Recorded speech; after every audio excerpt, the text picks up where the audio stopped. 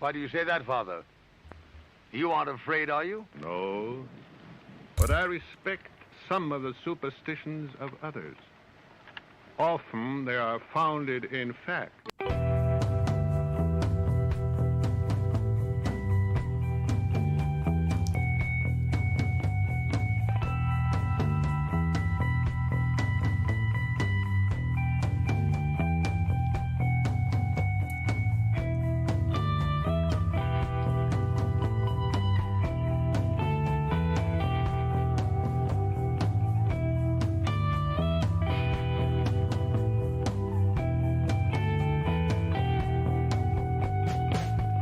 Broadcasting live from our Sanctum Sanctorum in Venice, California. This is the Sixth Sense Society. I'm your host, Krista, here with our producer, Michael. And today I'm really excited to have on the show Wendy Allamby, who I have known for over a decade. She is a third-generation psychic, clairvoyant, and empath, and an internationally credentialed advanced angel practitioner, spiritual teacher, and hypnotherapist, and some other things. But we're going to learn about that in the show. Before we get started, however, Michael has a few announcements. Hi, everybody. Welcome back to our show. And it's really great to have you here. Our subscribers keep growing. And that's one of the best things you can do for our show is go to YouTube and click subscribe and like. And YouTube pays attention to that. It helps to promote our show. And so it doesn't cost a penny, and it really does help us out. It makes us feel good to see new subscribers. So please go ahead and do that. We have all kinds of great stuff coming up. We've got next week Lama Kathy Wesley, and we're going to be talking some Buddhism with her, and she's very popular, and she's just a wonderful guest, so join us for that. You can get all the information on our shows on the website, sixthsensesociety.com, SIXTH, all spelled out, and while you're there, if you can afford to, buy us a coffee on Ko-Fi. It kind of helps us to cover some of our production costs for the show, but we absolutely love doing the show, and we're having so much fun with it, and we look forward to just many, many, many more seasons in front of us, so getting into the middle of our fourth season now, so pretty awesome. So I don't want to take up too much more of our time since we have a great guest today. So with that, I'm going to kick it back to you. So take it away, Krista. Thank you, Michael. I just wanted to let you know the sound was a little low on that. So just thought you might like to know. So welcome, Wendy. Hi, Krista. Thank you so much, Krista and Michael, for having me on your show. I adore you both. We adore you too. And this is going to be so much fun. I realize there's so much I don't know about you, but it is amazing that we've known each other now. I think 12 years is when I first started at the bookstore. Mystic Journey was 2010. Yeah, August of 2010. Yeah. And you were there already before that. So. Yep, since our first year. It's a wonderful store. So it's amazing how time has flown by. I know. Gosh, I know. So the first thing, I really don't know much about your childhood and how you came to see angels and how you realized you had something unusual, and what was that like for you? So I'd like you to talk a little bit about your initial experience of discovering this. Yeah, so basically I was born and bred in Cornwall in England, and in Cornwall our symbol is the Cornish pixie. So you grew up with there's fairies in the bottom of the garden, and in the tin mines, there are Cornish pixies and so on and so forth. So everything with elementals and also spirits, that was very normal to me. And both sides of my family are intuitive, so I was born with it. It does make you feel isolated in a way, especially once you start school and you realize other children are not as empathetic or in tune in that way, whereas you feel every other kid's pain and so on and so forth. But for myself, I know one of the major turning points, certainly for myself, it was something where I could see them, spirit and angels. I could feel their presence. Also ghosts, but that's another story. That gave me the willies. But as far as utilizing my intuition, for example, I know when I was a young child, my brother and I would play a game called Pairs, which in America is called the memory game. So you have an entire deck of cards and you shuffle them all upside down, and you have to remember what pair goes with which pair. And if ever I started the game, I would put my hand over the cards and pick up an entire deck. And I do that consistently until my brother called out one time to our mother, "Mum, Wendy's cheating again." So that put an end to that. But again, everything was very organic, and I felt it was just a natural and certainly innate part of my being. Now, it sounds like your family then supported the idea of you being able to see fairies or angels or spirits, and I know that that isn't always the case. I know. I was blessed. I certainly was blessed in that regard. I know my grandmother on my father's side would literally have visions right in front of her face that always would come to fruition. And with my grandmother on my mother's side, she would see people who crossed over as well. That was so when you hear that, it is certainly a blessing when you are an empath. My mother was very supportive, though. Certainly, she was the main force who was supportive in that way. But on the flip side, because I was so sensitive, for example, I found it very hard and troubling to get to sleep every night as a child because I would feel heavier presence in my room. Certainly, this was ghost energy, what I would call that. But also, I would see other bizarre beings. It was just how it was. So consequently, I was very nervous at night time to go to sleep.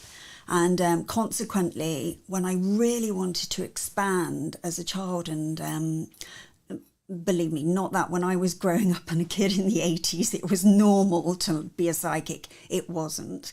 But I did want to expand and learn more and grow and go to like a seance, for example. And my mother certainly said no, because she was concerned that I would see things that really was scary for myself. I've had different instances in other countries, for example, where I've seen things, and then I've been by myself in my youth. My mother died when I was a young adult, so just as I was around 21, for example. And I lived in Denmark, and then I was in a house that actually had 13 rooms, and it was absolutely haunted. And for example, one time the piano was playing, I mean, clear as day by itself. So then I'm like, oh my God, I've got to make a call to the UK.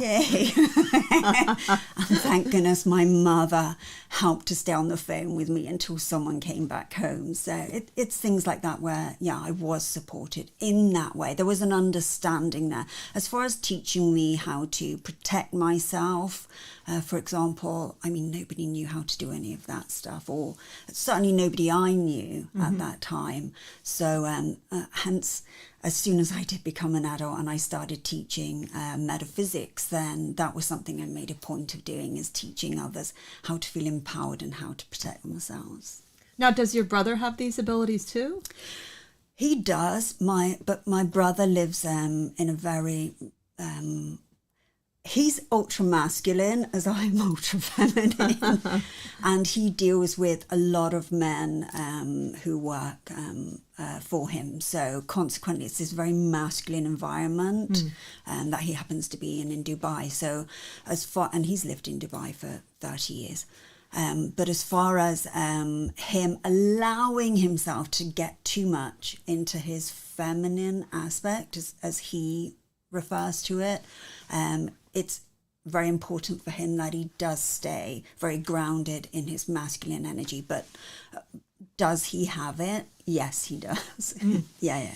So I know you're a dancer still, but you were a professional dancer when you were younger. Yes. And a lot of artists have abilities, it seems like. And was that something that helped you, having being sensitive, and how did that work with the dancing from your point of view? And then how was it that you decided to go into dancing? Yeah, I literally have had, career-wise, two absolute loves in my life when I was a child. One was dance and one was metaphysics, my absolute passions. But again, the world of metaphysics, that wasn't a proper job by any means. And at 9 years old, I knew within my whole being that I wanted to be a dancer. And when I was a child, I did turn professional. So although when I went to the career counsellor when I was in American's equivalent of middle school, and I said I wanted to be a professional dancer, the career counsellor looked me dead in the eye and said, "Yes, Wendy dear, but what do you want to do for a proper job?" So then I had to make one up. But at that time, I was already a professional dancer. I've been blessed with being able to do the two professions that I've always loved and always wanted to do. Yeah. That's pretty sly of you to just kind of agree with the counselor, and then meanwhile you're going to do it anyway. I like that. I didn't feel I was being sly. I feel I had to appease her and do what she was telling me. Very strict English upbringing. So no, you kind of do as you're told.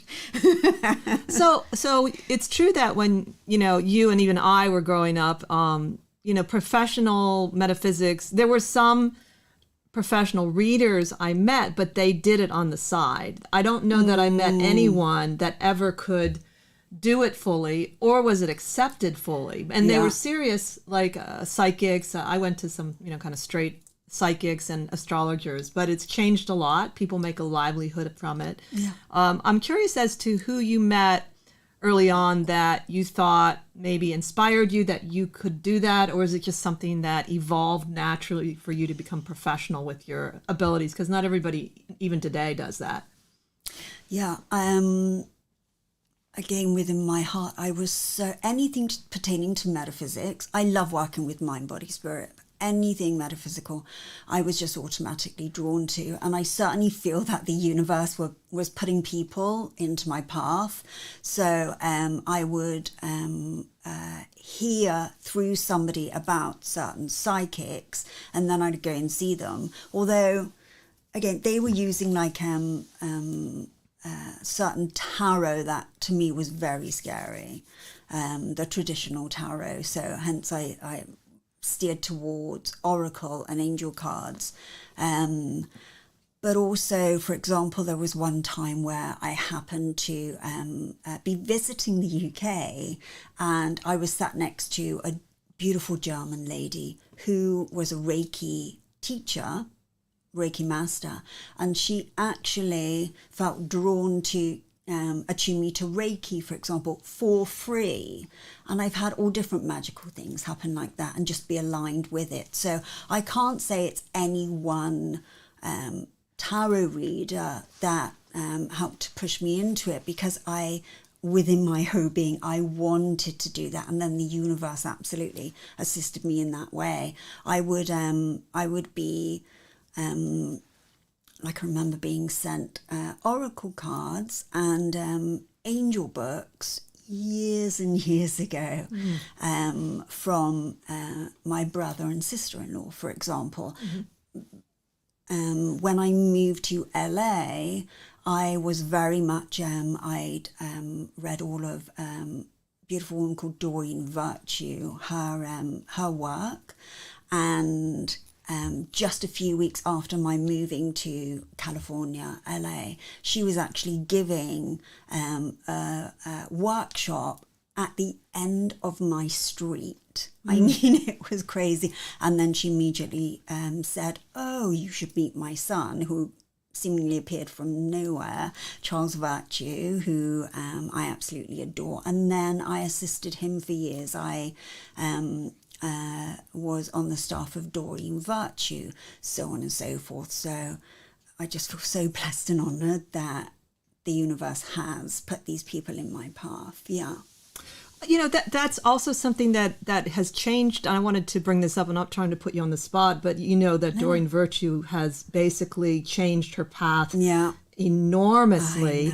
And I was I kind of heard it later, to tell you the truth. I was just on Facebook somewhere that she basically has denounced her own work. Correct. And I wonder how did that affect you in terms of what you do now, and what is your take on it? Yeah. For one, I can't speak of what had her suddenly do a 180 in the way that she did. I'm sure she has her own reasoning. For myself, firstly, it was the initial shock. I had been with her so many times, and myself and everyone else. She was, at the time, for our listeners, number one in the world when it came to the angelic realm, her books, her cards, so on and so forth. She was absolutely adored. The second thing that happened for myself immediately was my heart went out for those who I knew adored Doreen and her work. I had clients who were taken so back and didn't quite know how to process or handle it. So actually that's what I went through, just when my heart just wanted to hold these people and let them know it was going to be okay, because she really was adored. It's true. She really was. And Yeah. I think probably the work seems to be continuing. I listened to an older woman talk about it, and she still does her angel readings and has, I think she has maybe about 5 of the decks. And Yeah. and I think it seems like the work, if it's still connecting to you, Yeah. because people have their own personal journeys themselves. Yes. Like even someone like Doreen has her Yeah. own personal spiritual path. Absolutely. And if it's something that it's working for you and helping people, then I would say, it's a good thing to do. Yeah. And it's not, there are other examples of people changing completely what they thought of and becoming the opposite in all sort of careers and paths. Yeah. And also I feel when you have been honored with seeing angels and also feeling or having that knowingness for those who aren't clairvoyant, and I do want your listeners to understand that if you cannot see anything visually, if you do not have that gift of clairvoyance, there are many, many top, so to speak, psychics on this planet that absolutely have never seen anything in their lives. So I want you to understand that it's what you feel, it's what you have with that knowingness, so on and so forth. Listen to yourself, trust yourself and your own intuition, and allow that to guide you. But coming back to those of us who have seen angels throughout our lives, and have that faith and that knowingness that angels, as they're beloved in religions throughout the world, as people have seen them throughout the world, then you still retain that knowingness. It doesn't go away because somebody else chooses a different path, and that's perfectly fine, each to their own. I know those of us who can get these fabulous signs from the angels, that always stays with us. I know there was one time where I was actually going to choreograph professionally this musical, and many years ago. And the first day I got there on the stage, at the front, in the centre, were 3 large white feathers. And the director of the musical stopped, saw them, and said, "Oh my gosh, how possibly did feathers get into the middle of the stage?" Because it had all just been cleaned and swept for us to practice the choreography. So it's things like this where you just feel you can't make this stuff up, and people see this stuff on a daily basis. So just keep that faith and belief and love in your heart. It's all about having that love and being open-hearted and paying attention to the guidance that you receive for yourself, and however you receive that guidance personally. Absolutely. And I love that you brought up the feathers, because feather messages are very popular, as well as Michael and I, we both see all birds as angel messengers, and they can be little, they can be big. I have so many stories from myself and other people with real birds. And I don't know, it's just, it always astonishes me still when I get a new message from a feather or a bird. And that's what I like when it interacts with you like that. Oh, it's magical. You just reminded me of just the other day where you and I were outside and that beautiful bird took a bath right by us. I mean, that was magical. That was in the Buddha statue. And it was that little kind of greenish bird. Yep. And it wasn't at all afraid. It was an exhibitionist. Yeah, it was amazing, actually. Yeah. It was. So I'm kind of curious that I know that you see something with the angels. So can you describe how they appear for you? Yeah, for myself, they can come through in different ways. Certainly, one of the easiest ways for angels to come through is in an orb state, so cylindrical, a little circle. Guardian angels for me tend to be white. And if any archangels come through, they will be in specific colors. For example, the beloved Archangel Michael, I see as a beautiful royal blue color. They can also come through with an outline in angelic form. Because this is the form as humans, we recognize for them, then they can come through in that way. And certainly I've seen them with so many clients. As soon as I tune in to that client, there could be a humongous angel standing right behind them and guarding them, and then I can describe their angel for them. But I have also seen them come through, rarer, mind you, for sure, but come through in an actual full-on angel and angelic presence. And that is, oh my gosh, it's just phenomenal when you see that. But the other thing is, not thinking about it, Archangel Michael, for example, when I've closed my eyes and tune in, he will be right in my face sometimes. So I see like giant, deep, like phenomenal, unconditionally loving eyes come through right in front of my face. Close up. Close up. Get in there, Archangel Michael. It's never scary. When it comes to the angelic realm, they are messengers from source, divine, universe, whatever you feel comfortable calling it. Unconditional love, absolutely. They are there to assist us, to serve us, to be that loving presence. So we can call upon them anytime we desire. It's simply a case of remembering to ask for them to assist us. As humans, we have free will. So by speaking to them, asking them, you can ask them telepathically, or you can just communicate with them out loud, depending where you are. Now, have you ever had anyone come to you that feels a little afraid of the angels, only not because of course, they're negative, but just because the experience can be intense, or they're not used to it, or they were brought up a certain way, like even though they come to you, sometimes people I find still have some things they've been taught that are not really helpful for metaphysics. Yes, I mean,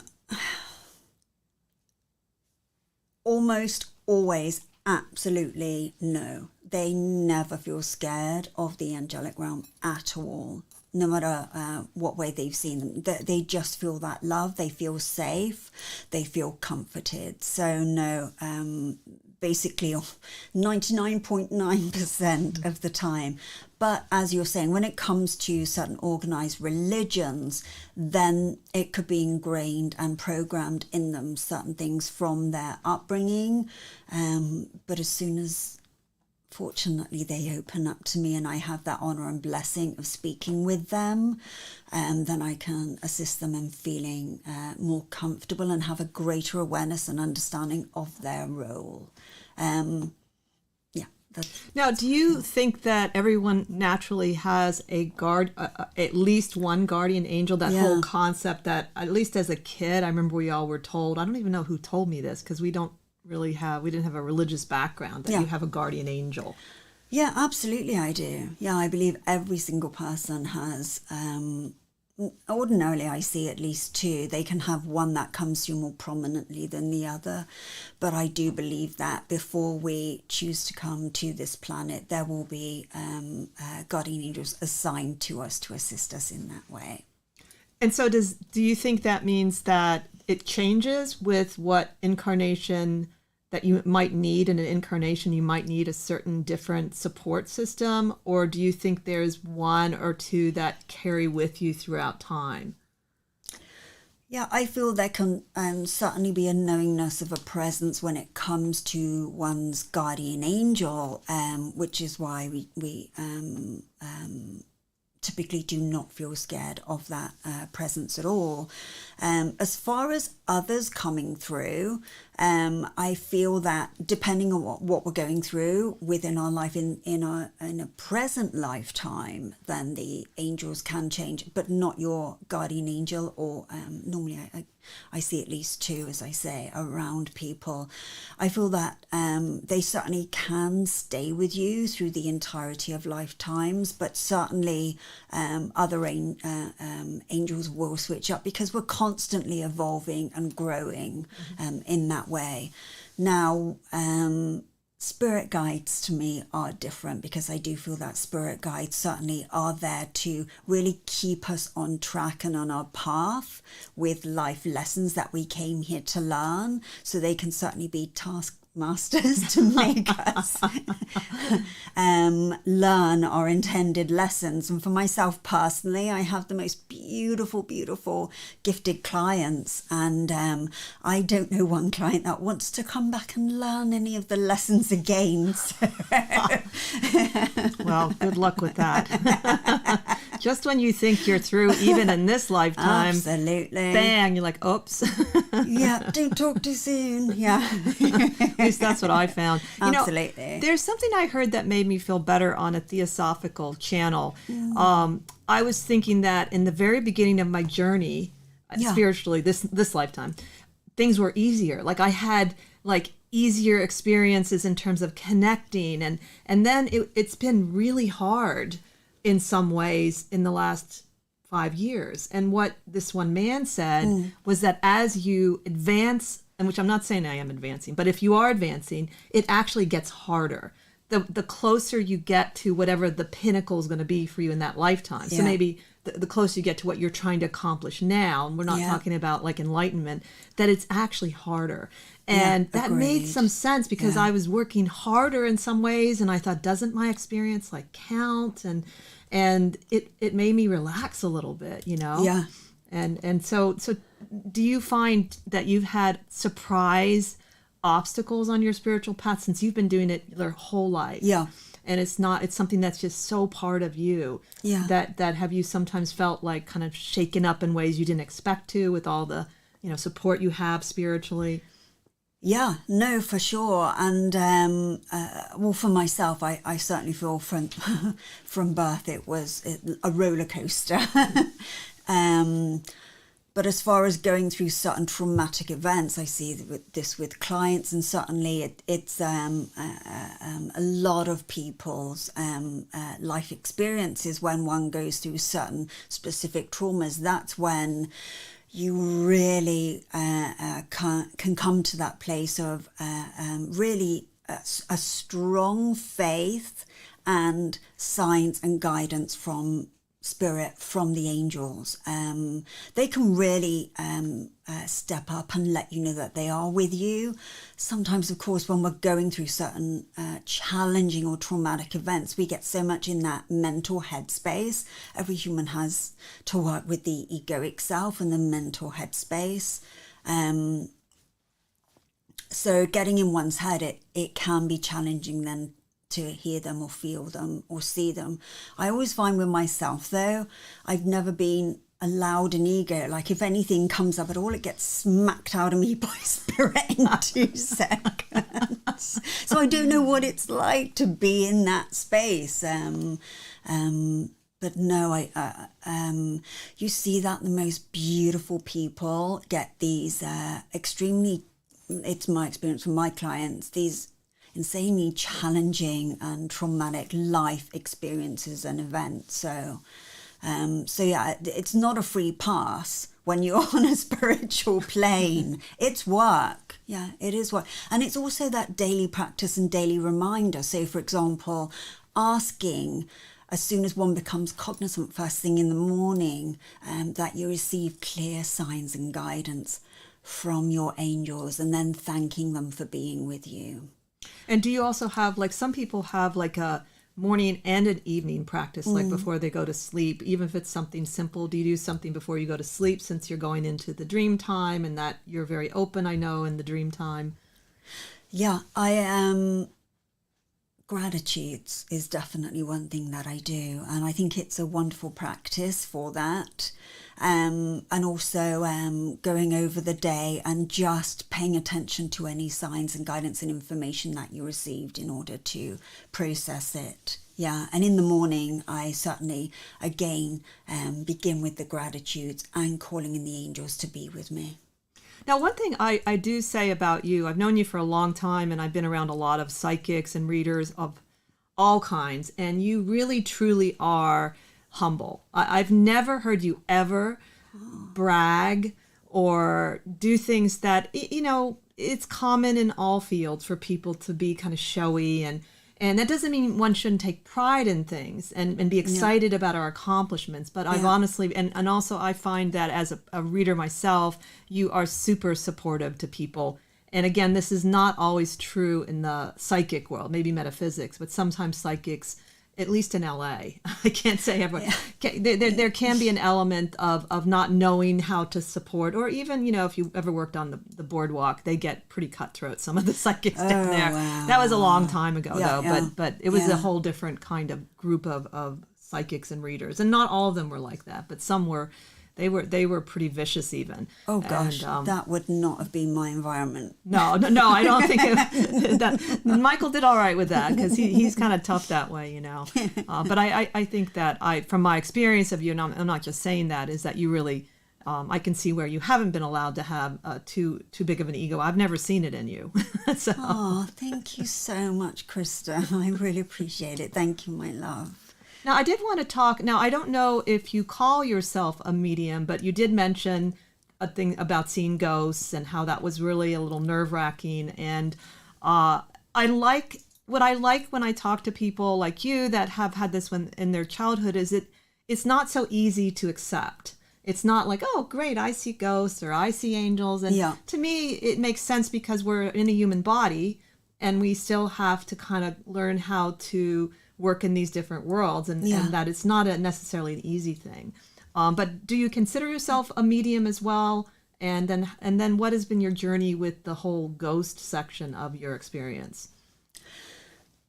Yeah, I mean, I've been doing mediumship for many, many years. But for myself, I mainly call myself an angel practitioner and a hypnotherapist, as opposed to adding mediumship in there. I used to work a lot with animals as well, so I would, I've helped clients find their dogs, for example. That seemed to have been a common one back in the day. So I love doing that.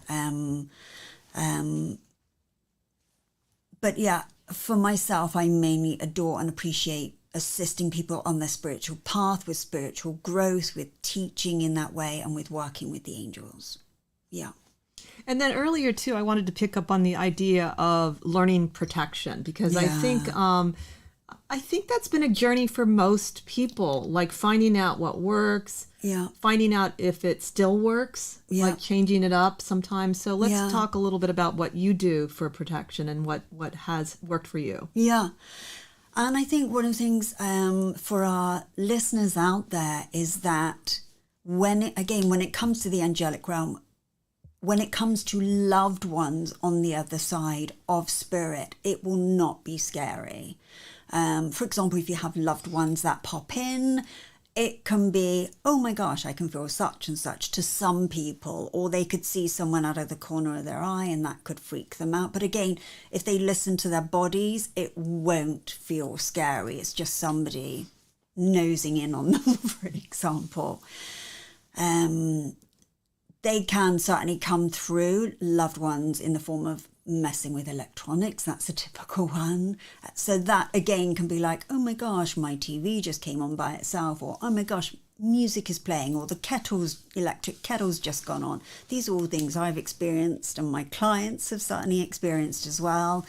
So I do need to say thank you guys for popping in, but that gives me the willies. Can you stop flickering with the light switch? Thank you. Especially if it's nighttime for myself.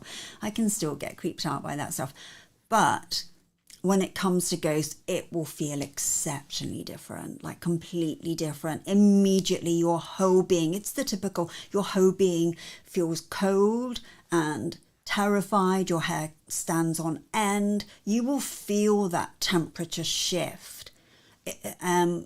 it's remarkable because there's no doubt that there is a ghost right amidst your presence. A lot of clients and myself, if you step into a building and it feels scary, you feel there's ghosts within that building, they will know immediately, or they can feel it in a certain room or location, and then they will exit. So that can be a great strategy. If it comes to one's home, this is now your sacred space, and it's perfectly fine that you are living within this space. So if you have someone who, a ghostly presence that is in that same space, you can stand your ground and demand that they leave immediately.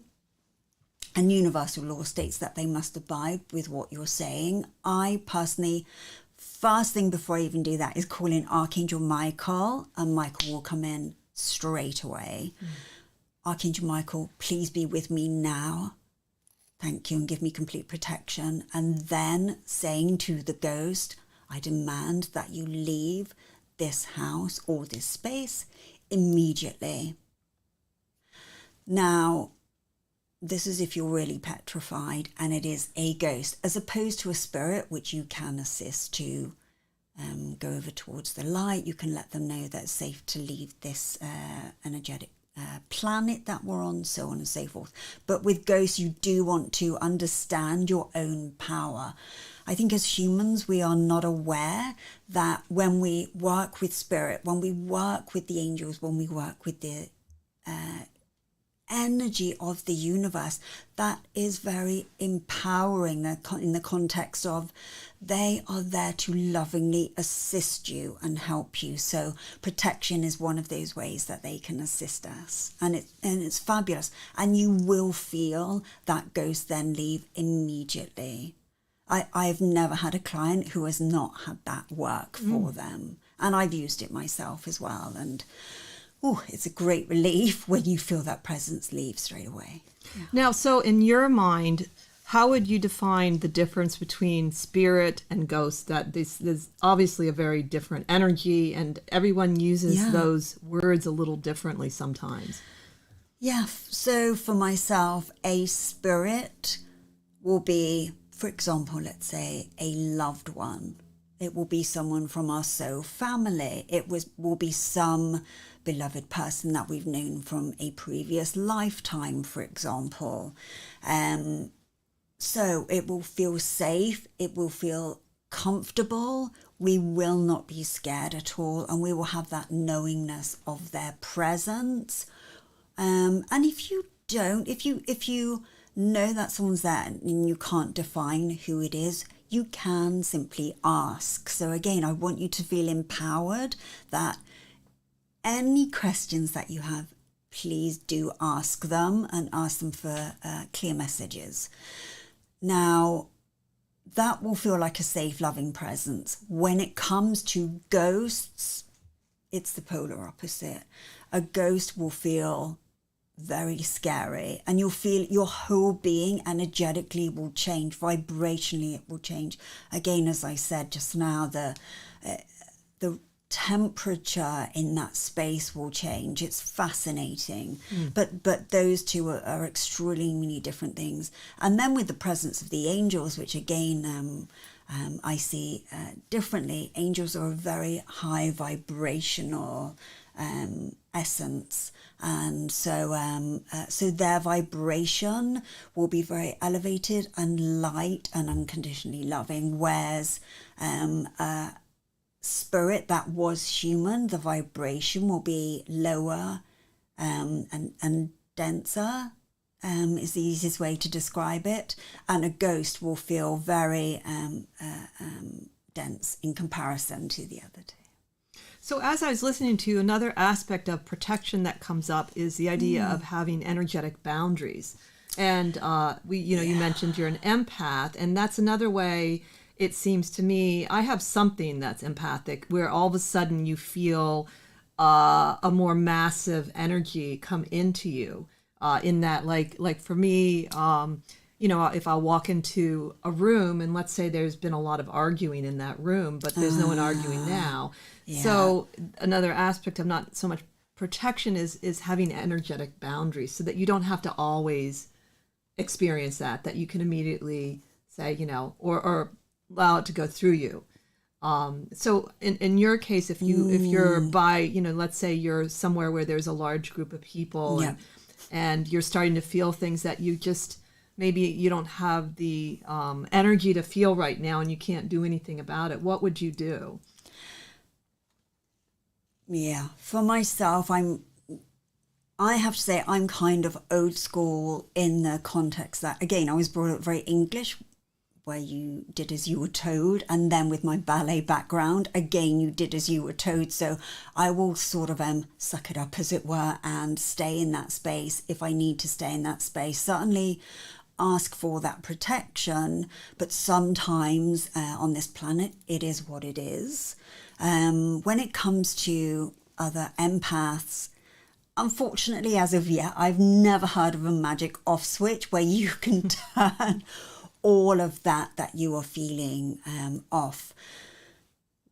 Being empathic, you feel things 24/7, so you're constantly bombarded. And I will certainly say to everybody, listen to what your body is telling you in any situation and learn to put those boundaries up so that you are protecting yourself and your own energy. This is not in a selfish way.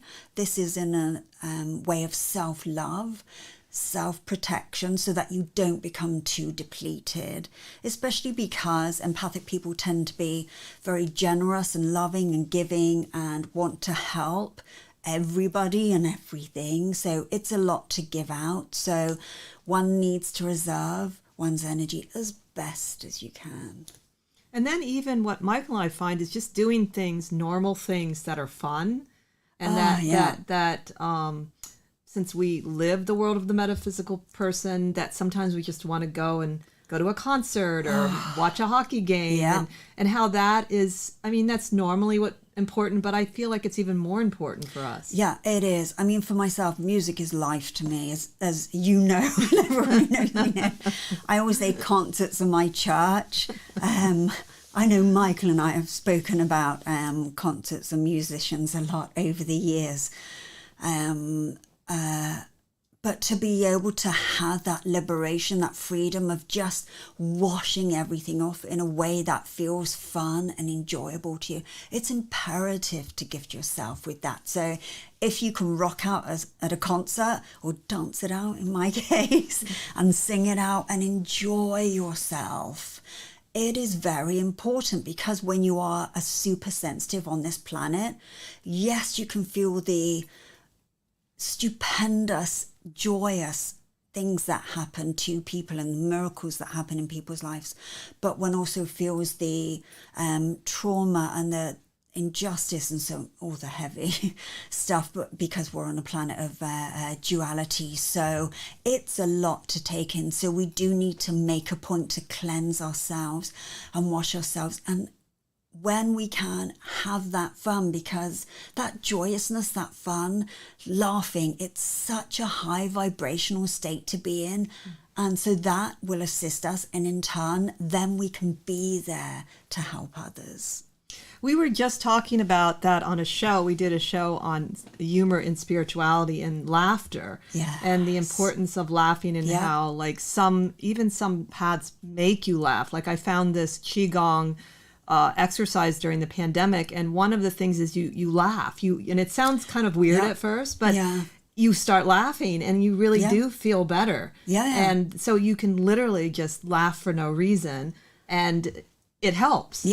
Completely. And I think more and more people are catching on to that. I know like around 2000 I was back in Denmark, in Copenhagen, where I lived for many years back in the day. But they had it in their square where they had everyone could come and join in, and it was a morning of laughing. They can be very on it, those Danes. They're fantastic in that way. but they'd have it where one person started to laugh and then it would be infectious so that everyone would get that relief. And again, we're talking 22 years ago. So yeah, it's a wonderful gift to allow yourself to laugh. Yeah. Now, I was thinking that you had, people that trained you along the way. Do you offer programs to train people specifically with the angel practice? Do you have a course that you do? Yeah, I've been teaching my course for many years, certified holistic angel practitioner, CHAP. It's very sort of cheeky chappy, got that English thrown in there. I've been teaching that course for many years. I adore it, but I also have so much fun teaching one-on-one. So if anyone wants to learn and be open to receiving the message, guidance, understanding how to read angel cards and oracle cards, that is something I absolutely adore doing for other people. That's wonderful, and we'll definitely let people know how to contact you towards the end of the show. Thank you. So I was thinking, what would be your vision of where you see this these practices going? Because as you know, you've seen it going from not a lot of people doing it to now it's hugely popular. What do you think is going to happen in terms of the longer term vision right now? In that, some people think we're in the age of Aquarius, or we're on the edge of the age of Aquarius. Well, have you thought about what's going to come next? Yeah, well, from everything that I have seen and educated myself on, we are moving from third dimensional planet into the fifth dimension. So energetically, we are raising our vibration and becoming elevated. Hence, so many people are opening up now and connecting with their higher self, with their spirit, with their soul, and feeling that. And for the first time, seeing signs and symbols, for the first time, seeing spirits, feeling things energetically. And I think it's absolutely wonderful that people are connecting with that aspect of themselves so that they become well-rounded beings, and also their hearts are becoming more open, which can only be good on this planet. So I think it's a beautiful time, and it's also an honor to be on this planet during this time of shift and change. Even though I'm seeing so many clients that have had a lot of challenges and triggers and traumatic experiences during this time. I'm seeing certain things within people's lives doing a 180. They're moving, they're changing jobs, they're moving from their spouses, so on and so forth. So a lot of change vibrationally. We're really being aligned with things now that we feel that connectedness with. That's what I'm seeing a lot with clients. Now, one of the things I'm seeing, and maybe you are too, is there's also been more obvious talk around mental illness in all fields. Yes. And there's also the beginning of collaboration. Just the beginning, there's, for instance, in the tarot world, there are conferences now that psychologists and tarot people meet. And even though I have read for people that go to a therapist and they go to the tarot, and I've also been scrutinized by therapists and passed their test, I was kind of impressed. I thought, oh, finally, because that we're also acknowledging mental illness more. I think it's been buried and pushed aside. And do you think that there can be more of a marriage between the psychology world and the spiritual metaphysical world working together to help people heal? Yeah, absolutely. I think it's wonderful, everything that you're saying, and I'm in complete agreement. An absolute gratitude that now people are really being in acceptance of mental health and anything that can be challenging for humans on this earthly planet. I think it's absolutely stupendous.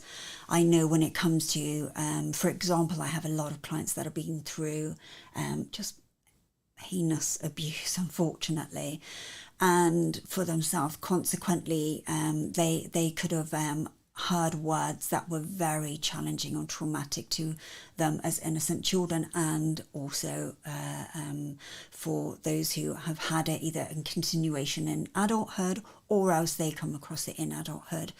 And I remember many, many years ago speaking to somebody who trained others in psychology and therapy, and they said that once somebody messes with your head, that sticks with you and stays with you. And of course, it's been scientifically proven, for example, with words, that words do have an effect on us as humans. They say that humans are approximately 75% water, and when they've done the scientific studies where you're talking to water, and when you say beauteous things, magnificent things, the molecules become exquisite, and when you say evil, cruel things into the water, the molecules become distorted. So consequently, when we say kind, beauteous words to ourselves, that will have an effect.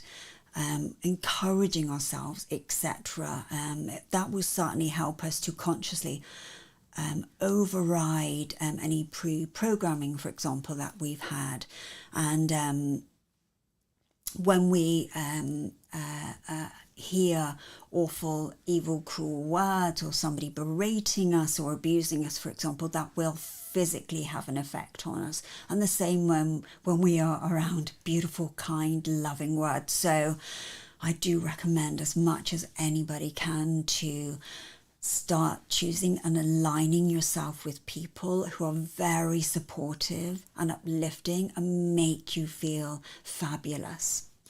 I would also add that to me it has to be connected, because otherwise you deal with flatterers, people that say things to you but they don't mean what they say. Yeah, what you're saying is that you truly and Yeah. one of the ways I found that's easy to start with is admiring nature out loud. And I learned this from a teacher. I learned this from my teacher who taught me about crow medicine. And she studied with Lakota for like 10 years, and she and her husband. And whenever we were outside, she would always say, "Oh, my beautiful one," or she talked to the plants. And at first I felt really awkward because it did not matter who was there. Yeah. She was completely absorbed in it. And after a while, I found myself doing that. Yeah. So I felt a little awkward at first because I'd never seen anyone do that without anyone. She didn't care what people thought at all. Yeah. Yeah. No, I know one of my friends on the East Coast at the time, her gardener called herself the fairy gardener, and she would invoke fairies to come and assist. And these gardens would just be extraordinary, consequently. Talking to plants, again, scientifically proven that it does assist plants with growth when you say beautiful things and words to the plants. Also, if another thing in addition that I've done for myself is invoke Reiki healing energy to assist with healing plants. And if you're not attuned to Reiki, then you can ask that you be a channel for healing energy. You can invoke Archangel Raphael, the Archangel of Healing, beautiful emerald green auric field, and just ask that Raphael assist you in healing a plant. Also, this comes to the beautiful animal kingdom, certainly. I've used it to assist with healing birds. I know you and Michael adore birds and your own birds. But also I've had it with teeny tiny bugs where they've just seemed lifeless, bees that have seemed lifeless, so on and so forth. So please don't ever look at the smallest teeny gnat or fly or little bumblebee and think it's passed on, and you feel sadness for that, especially if it's on your watch and it falls into your glass of water or something, and then it's a panic to save it. But you can just invoke that healing energy or call upon the angels to assist with healing that beautiful bumblebee, for example. And I've seen it time and time again, and certainly I've been doing that ever since I can remember, in asking that they be healed for their highest good, because it may be their time to move on. So we always want to ask that anything be for their highest good, whether it's any living beautiful being on the planet. It's funny, I've seen that happen a couple times with insects on my watch, and I do think that you have a lot of energy in your hand, and it's like kind of like using, pumping their heart, and I was amazed when one returned. I thought for sure it was dead. I figured it was a spider or a cockroach, and it looked like it was dead, and I said, I'm going to try anyway, and I called on Tara. And then a little while later, it came back, and I said, oh, my God, that actually worked. Because in the past, I don't think I would have tried. I would have thought, well, how could I be a vehicle for that? Yeah. But it's true. You never know. And then sometimes they do pass, but at least you feel like you gave them some, energy and love. Yes, and you can always say a blessing for them as well when they pass. Yeah. It was fascinating. I remember many, many years ago, one of my cats, I lived on the East Coast at the time, she was called Angel, because she was, and she brought me in a present of this teeny mouse. Oh my gosh, and I understand it's a gift from her, but not the sort of gift, although I thanked Angel, but for myself, the beautiful mouse did pass, unfortunately, and as I held her within a beautiful box that I had to carry her outside to lay her to rest, I saw the soul of her. It looked like this beautiful white cloud come out of this gorgeous, beautiful mouse, rise up and then dissipate. I had never seen anything like it. It was so crystal clear, and that was such an honor and a blessing that this mouse showed me this. It was amazing. Oh, that's a beautiful story. I love that. So, I think you never know what's going to happen. You do the best because it could be the mouse's time, like you said. And it has lessons for you. I feel like animals have taught me a lot of things as well. Yeah, and you're amazing with animals. I did want to mention that you also design jewelry. Yes, and you have a couple of pieces on. For those of you that are watching, you can see. Yeah. Isn't it called the Angel's Rock? Yeah, it's called the Angel's Rock because the angels do rock. I love the angels. I love my rock music, and they are rocks that I incorporate for healing and empowering the wearer. So every single piece that I make, for example, like I'm wearing an angel wing, is to remind us that the angels are with us. I've been blessed with one of my angel wing necklaces, for example, was in Harper's Bazaar, worn by beautiful Oscar winner Viola Davis. Paris Jackson wears my jewelry. Pink, for example, a lot of beautiful people wear my jewelry for that self-empowerment, and every single piece has meaning, and also a percentage just go to charity, because for myself, being able to assist others is just what I always have felt called to do. So in any way I can help to empower and gift others in that way, I just love it so much. theangelsrock.com. And then your own services are at wendyallamby.com. Yes, wendyallamby.com. And you can find all of Wendy's services that she offers, from clearings to readings to hypnotherapy. And then I noticed they do carry some of your jewelry if you're locally, I know, at Mystic Journey. Yeah, at Mystic Journey, and I also have it in hotels. The Kimpton in West Hollywood, for example, carries my jewelry. I've had it in Dubai and Abu Dhabi. But yes, other locations do carry my jewelry, which is really wonderful. Well, we are getting to the end of the show now. I'd like to thank you for coming on the show, and I've really appreciated getting to know you even a little bit more and having this. Wendy is a great listener, and sometimes I feel I am talking way more than I should around Wendy, but she is a great listener, so I got to listen to you. I'm really happy. Oh, and I just want to say what an honor and blessing it is to be here with you and Michael, and also what exceptional readers you are. You are so authentic, so fantastic as readers. I can't stress it enough, and consequently I've recommended you over the years, and I recommend you to anybody. And to our listeners, I cannot stress enough, if you have any concerns or need any guidance and assistance, please do seek that guidance from Krista and Michael. They are fantastic at their jobs and highly gifted. Well, thank you. And I say the same for Wendy, too. She's our guest. And thank you all for listening. Tune in next time as we explore the esoteric and the obscure together. Have a great week.